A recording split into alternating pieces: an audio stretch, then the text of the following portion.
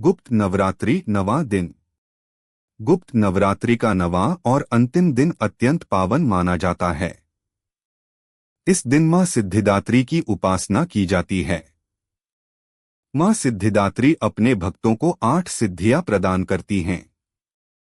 अणिमा, महिमा, गरिमा, लघिमा, प्राप्ति, प्राकाम्य, ईशित्व और वशित्व।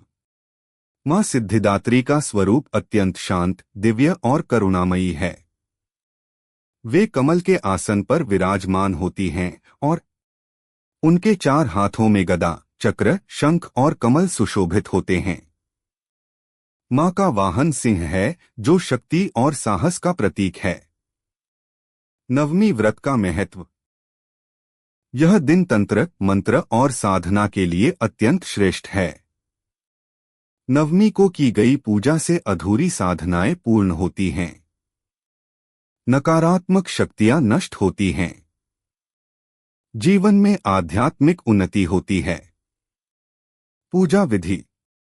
प्रातः स्नान कर स्वच्छ वस्त्र धारण करें। मां सिद्धिदात्री का ध्यान करें। कमल या लाल फूल अर्पित करें। ओम देवी सिद्धिदात्र्यै नमः मंत्र का जाप करें। घी का दीपक जलाकर आरती करें। जय सिद्धिदात्री मां, जय सिद्धिदात्री। सिद्धि बुद्धि दायिनी, जय महाशक्ति।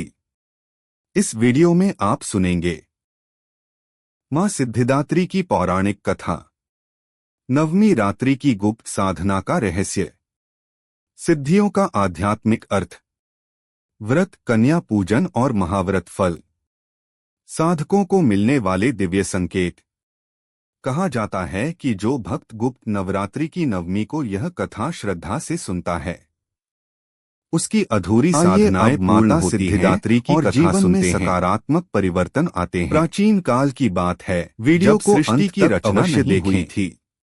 माता सिद्धिदात्री की कृपा अंधकार सभी पर बनी रहे। तब आदि शक्ति महालक्ष्मी ने सृष्टि की रचना का संकल्प लिया। जय मां सिद्धिदात्री। भगवान शिव गहन तपस्या में लीन थे।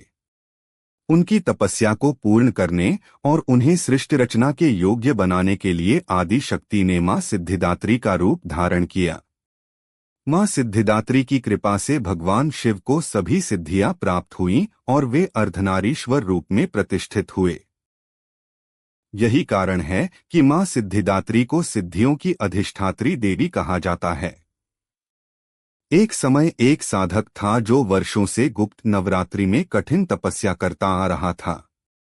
नवमी के दिन उसने पूर्ण श्रद्धा, मौन और संयम के साथ मां सिद्धिदात्री का ध्यान किया। माता उसकी भक्ति से प्रसन्न हुई और स्वप्न में प्रकट होकर बोली, वत्स, तूने निष्काम भाव से मेरी आराधना की है। मैं तुझे आत्मिक सिद्धि प्रदान करती हूँ। उस दिन के बाद वह साधक लोभ, भय और अहंकार से मुक्त हो गया।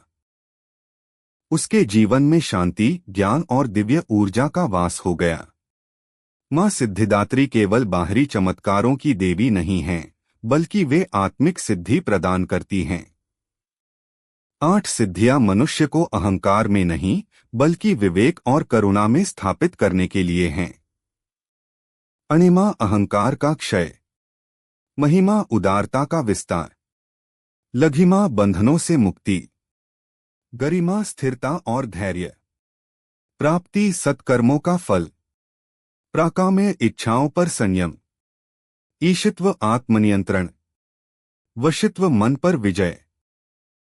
मां की कृपा से साधक समझ जाता है कि सबसे बड़ी सिद्धि आत्मज्ञान है। एक समय की बात है, एक राज्य में धर्मप्रिय राजा था, परंतु उसका मन अशांत रहता था। राजा ने अनेक यज्ञ किए, दान दिए, पर शांति न मिली। तब एक तपस्वी ने उसे गुप्त नवरात्रि की नवमी को मां सिद्धिदात्री की साधना का मार्ग बताया। राजा ने नियम, संयम और मौन के साथ साधना आरंभ की। नवमी की रात्रि जब दीपक की लौ स्थिर हुई, तब मां सिद्धिदात्री का दिव्य प्रकाश प्रकट हुआ। माता बोली, राजन, शक्ति का उद्देश्य शासन नहीं, सेवा है। उस क्षण राजा का हृदय परिवर्तित हो गया। उसने प्रजा सेवा को ही अपना धर्म बना लिया। राज्य में शांति, समृद्धि और न्याय का विस्तार हुआ। गुप्त नवरात्रि की नवमी रात्रि को साधना का शिखर माना जाता है। इस रात्रि साधक मौन, एकाग्रता और श्रद्धा के साथ मां सिद्धिदात्री का ध्यान करता है। कहा जाता है कि इस रात्रि वातावरण में दिव्य कंपन होता है। मंत्रों की शक्ति कई गुना बढ़ जाती है। साधक और शक्ति के बीच का अंतर मिटने लगता है। एक प्राचीन आश्रम में एक साधक नवमी की रात्रि जागरण कर रहा था। उसने माता का चित्र रखकर घी का दीपक जलाया। आधी रात्रि होते होते दीपक की लौ स्थिर हो गई। हवा चलना बंद हो गई। साधक का मन पूर्ण शांति में डूब गया। उसी क्षण उसे अनुभव हुआ कि कोई दिव्य शक्ति उसके समीप उपस्थित है। यह मां सिद्धिदात्री की सूक्ष्म कृपा थी। माता सिद्धिदात्री की साधना से साधक के भीतर छिपा भय, क्रोध और अहंकार धीरे धीरे समाप्त होने लगता है। मां साधक को यह बोध कराती हैं कि शक्ति बाहर नहीं, भीतर है। जब साधक स्वयं को पहचान लेता है, तब उसे किसी बाहरी सिद्धि की आवश्यकता नहीं रहती। गुप्त नवरात्रि की नवमी को साधक प्रातःकाल शांत चित्त और कृतज्ञ भाव से माता का स्मरण करता है। यह क्षण साधना के पूर्ण होने का प्रतीक होता है।